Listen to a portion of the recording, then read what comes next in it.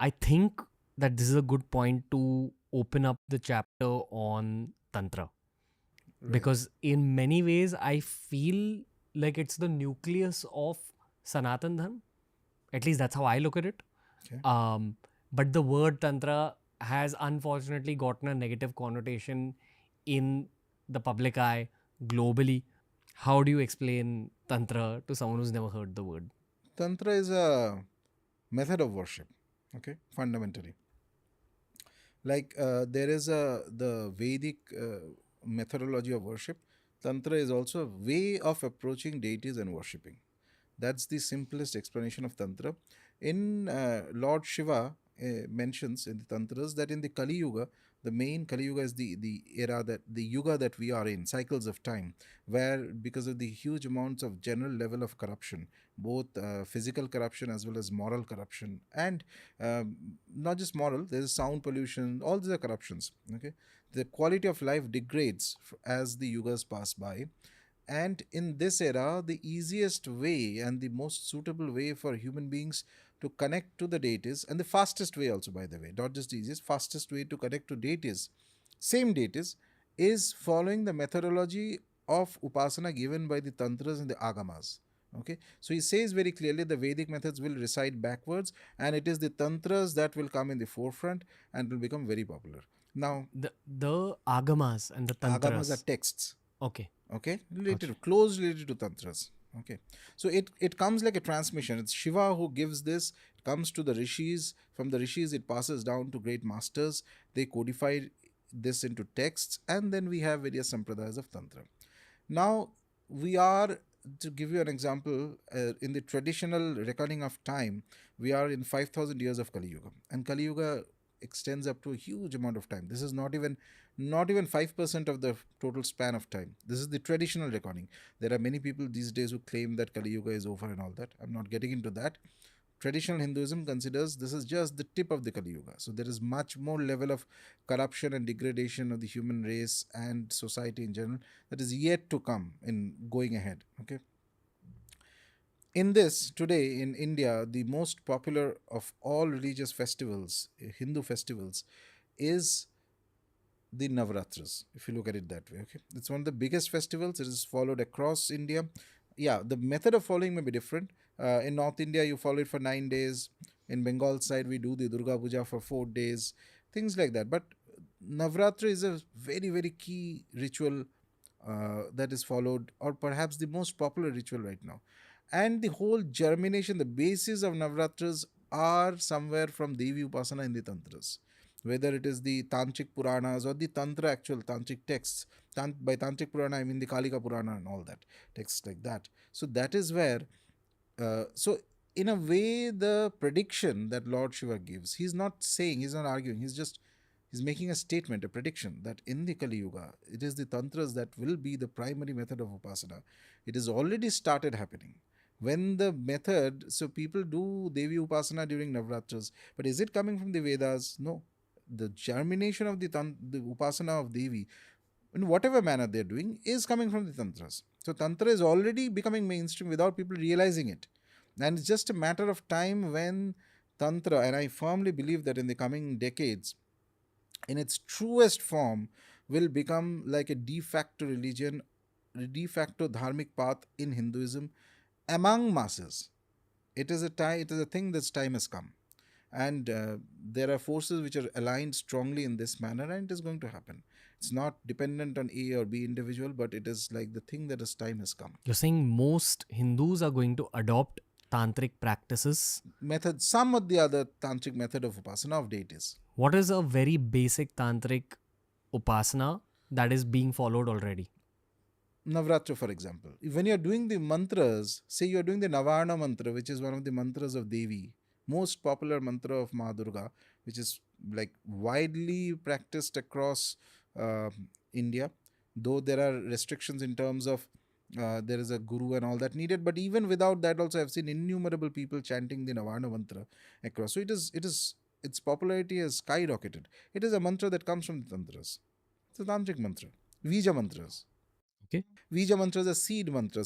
Tantra is this concept that from a deity, his energy, his or her energy can be encapsulated in a sound formation which does not have a specific meaning, but as you keep repeating that specific sound, and the repetition has, it has its other rules also along with it.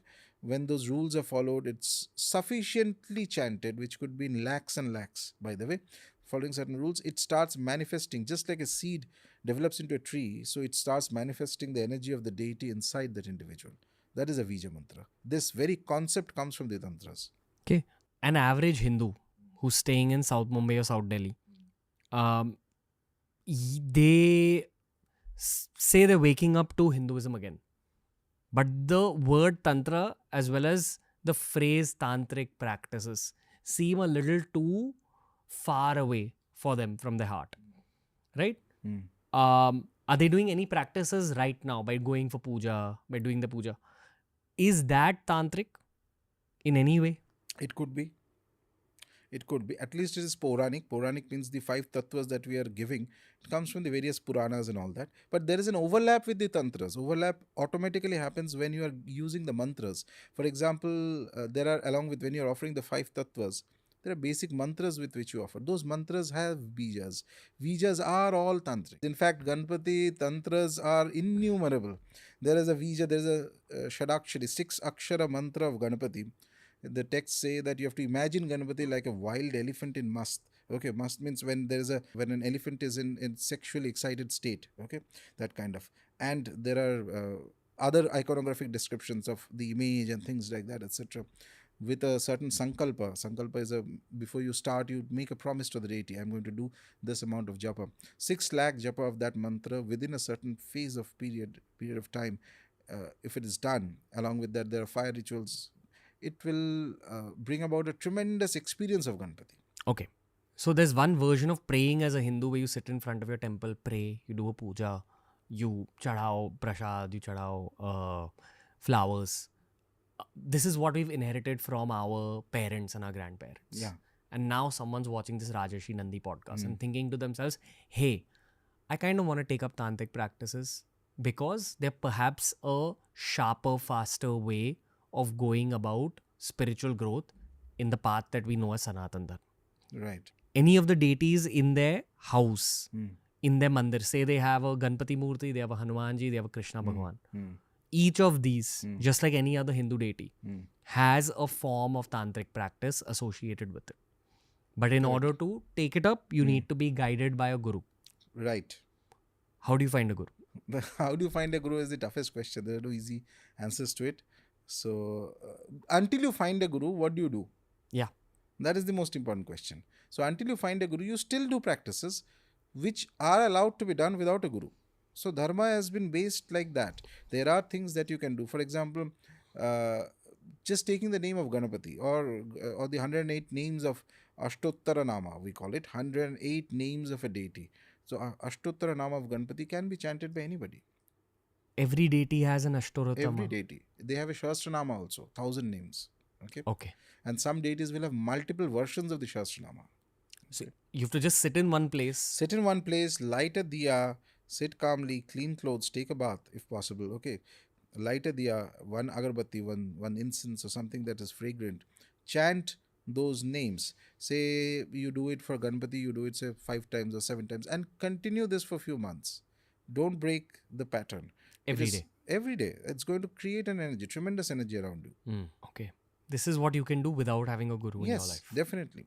But Tantra by itself, for the sake of completion, Tantra, the mantra is only the first stage. So, as it becomes more advanced, more deeper, then you will need what is known as Diksha, initiation from a guru.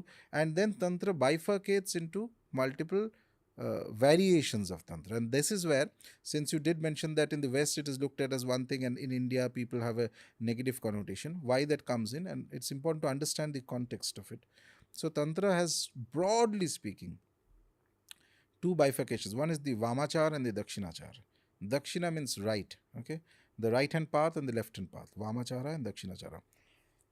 In Dakshinachara, you worship the deity with all the methods, the tantra, mantra, yantra, every tantra is the ritualistic practice of worship, mantra is the mantras of the deity. Okay, The chants. chants. It could be multiple mantras. The guru will give you the mantra of the deity. Okay, tantra, mantra, and yantra of the deity is a diagrammatic representation of the deity.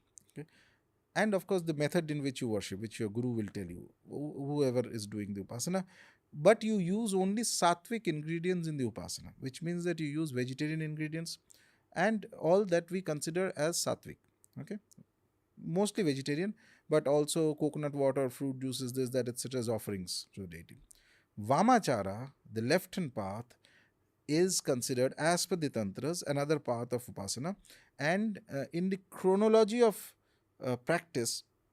So when we go to the oldest tantras like the Kularnava and all that, they mention that it is not a dichotomy between the right hand and the left hand path, but these are stages of progression. So a perfection in tantra sadhana, suppose there is one two individual who has attained absolute perfection, and that may require lifetimes of practice. It is not about one lifetime. None of these are one lifetime practices, by the way. So Shiva says in the Kularnava that after you have mastered dakshinachara, then you will have to enter into vamachara, where you will offer five tattvas to the deity. Five tattvas, the first thing that comes is sanctified alcohol. Okay, sanctified means with the help of mantras it is purified. Okay, it is transformed. Only then it can be offered. It's called karan. Okay, and then there's meat offering, there's fish offering, there's mudra, which is specific kind of grains, and then there's maithuna or sex, but that is also sanctified through mantras. It's not at all a normal physical interaction between a man and a woman. It's a different thing. But these idea, the philosophy behind it is that those things which you think are obstructions in the path, that which will degrade you, it is those that can also lift you and take you to the realm of the deity. Hmm. One who has passed through both of these two paths and perfected them, dakshinachara and the vamachara, then becomes, has the next stage comes the siddhantachara, which means that he has the right understanding of the world. Siddhanta means conclusion. His conclusion of the world, his conclusion of the deity, his conclusion of the tattvas, everything is perfected. And then the last stage comes is Kaulachara. Kaula means basically somebody who has, it's almost like he is one with the deity. There's no difference. In fact, Tantras also have another thing which they classify human beings in three categories. One is the Pashu. Pashu is an animal. Everybody is an animal at birth. Okay. By normal discourse, everybody is an animal. Once they take Diksha and start Tantra sadhana, they become a Veera. Veera means one who is brave. Why is a Veera? Because he is fighting against his own natural tendencies, transforming them so that he becomes divine. And then the third stage is he becomes Divya or divine. So he says that one who is a Pashu without initiation, they do the basic practices. It's only via initiation, Diksha. When the Diksha ceremony is performed, then he becomes a Veera. This Veera stage is where all the tantras and the texts come in. This is where you learn what to do, how not to do, how long you have to do. And Divya, the divine, is very rare. Once an individual reaches the stage of the divine, he or she need not follow rules. But that is only one in lakhs and lakhs may reach that stage. So we assume once Diksha is there that you are in the stage of the Veera, and then as per the Shastras, as per the command of the Guru, you do your practices according to your system. It is from this, the use of these five tattvas, that Tantra also gets misunderstanding among people comes in. Those who are conditioned to believe, for example, large portion of Hindus are conditioned to believe that upasana of a deity has to be only vegetarian offerings, only a sattvic environment. That is not always the case. I mean, in Eastern India, in temple like the Ma Tara's famous Tarapit temple, every day there's a fish that is offered to Ma Tara. There's meat that is offered. Bali that happens. Kamakhya temple it happens. Kali temples in across Bengal we offer these things to Ma. Where do we offer these things? So these are the method of offering that we can offer. These all comes from the Shastras. You, as I said, right at the beginning I was mentioning in this conversation that the Shastras are the final parameters. They tell you what to do, what not to do. So you follow things according to the Shastras and according to the Shastra of the deity.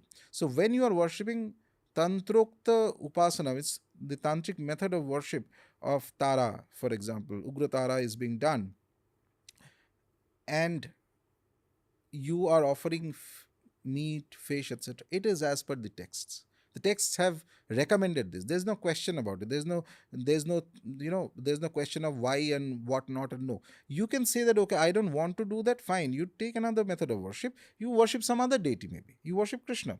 Krishna, for worshipping of Krishna, even in the tantric method, you don't offer anything non-vegetarian. You have to offer sattvic offerings, okay? But if you're doing this, so these rules are set. It is not based on anybody's whims and fancies. Okay, and these rules are set not from today, from the most perfected scriptures. So anybody who questions this automatically, in my view, becomes what is called a disbeliever, an astika. So uh, somebody who does not have belief in the path will not benefit from the path. As I said, we are not a religion of where we propagate things. I'm not asking you that you have to do this, but if you have to do this, you have to do it this way. That has to be clear. Yes, there is Dakshinachara Tantra, as I mentioned. So there are a lot of people, say in Navratra time, who go vegetarian, which is all okay. These are also, there's that option is very clearly there in the text. But what you cannot do is that you cannot question that why am I offering fish to Tara every day in the Tarapit temple, because that is perfectly aligned with the Tantra Shastras.